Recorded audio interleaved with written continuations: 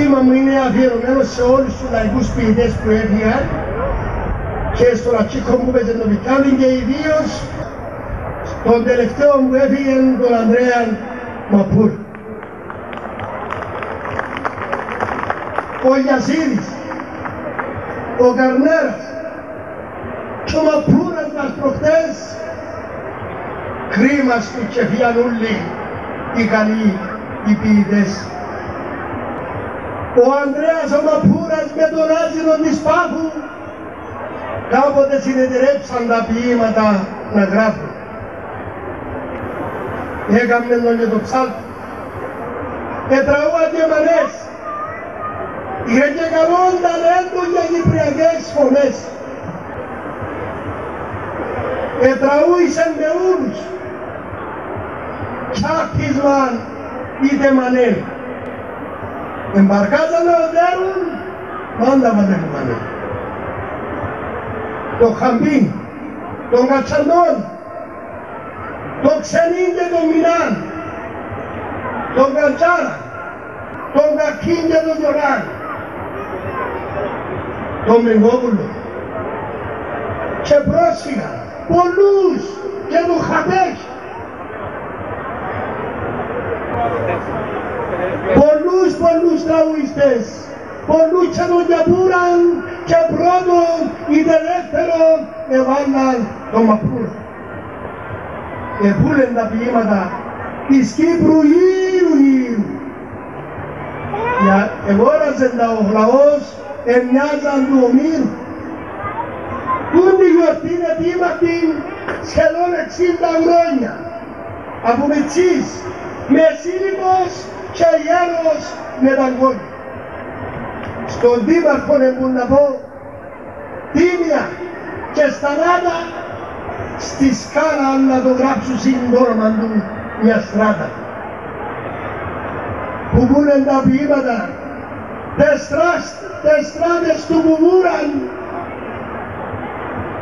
τιμή και σέβας γνήσιος, οδός Αλφα Μαπούρ.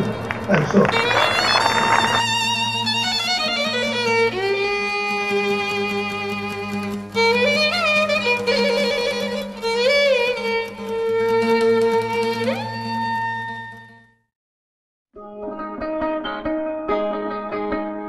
Στα χνάρια του τυφλού ποιητή, οι τσατιστάδες της Κύπρου παλεύουν κόντρα στο χρόνο να κρατήσουν την παράδοση. Για να μην σπάσει η διαχρονική αλυσίδα που συνδέει το παρελθόν, διευρύνει το παρόν και οριοθετεί το μέλλον. Μαζεύουν τα σκόρπια κομμάτια της παλιάς δόξας και προσθέτουν κοντά σε αυτά το δικό τους λιθαράκι στο λαμπρό οικοδόμημα της κυπριακής λαϊκής ποίησης. Η γλώσσα τους ατόφια κυπριακή, πολιτιστικό μνημείο και καθρέφτης της ιστορίας του τόπου.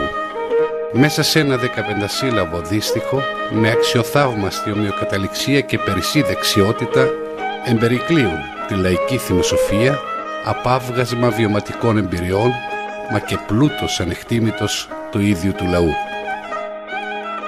Η αντιπαράθεση στο τσάτσισμα και ο αγώνας για επικράτηση είναι μια μορφή πνευματικής άσκησης και συνάμα επίδειξη γνώσεων, αλλά και ικανοτήτων απομνημόνευσης, γρήγορη σύνθεση στίχων και ετοιμότητας.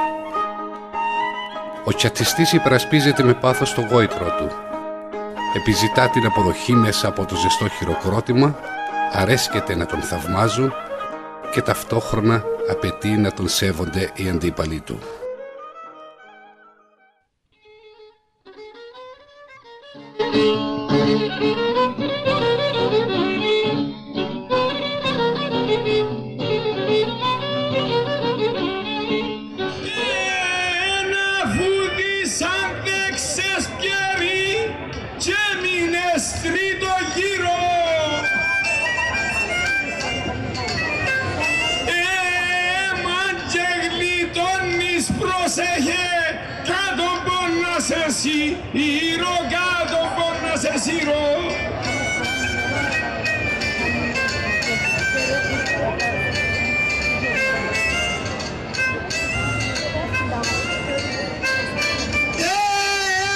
Να με σύρει, είπε μου μπροστείτε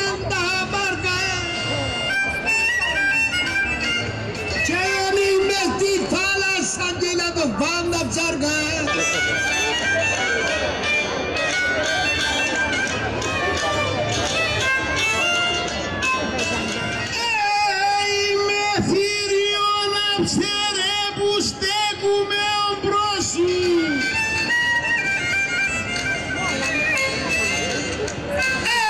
Έτσι μαχέτο στην τραγουδιάνη μεγαλύτερο σου.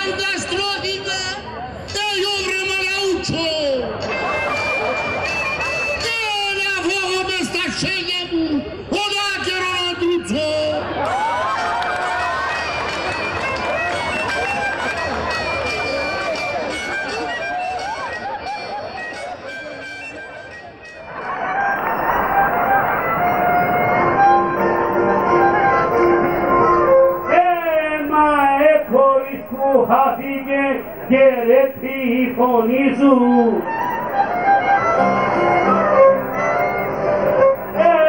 Παστούτα έδεια σπαθιά και μάθε το στην τραούσκανε τη δύναμη σου, τη δύναμη σου.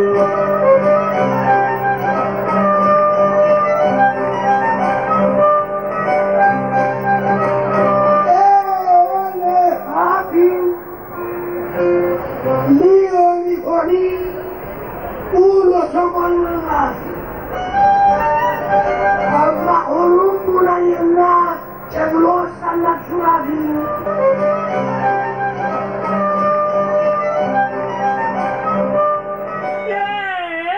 Aman bethano kistera sto chati manavade. Narkeste που τον τάφο μου πρώτα να προσκυνάτε και να σας πιω τη δύναμη και του μυαλού την βρήκα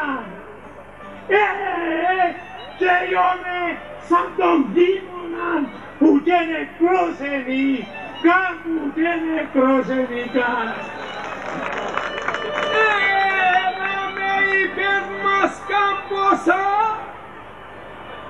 έσουν αυγάλης μασί έμαν έναν που τα δυνατόν έξι αξία να άσχεις έξι αξία να σείς.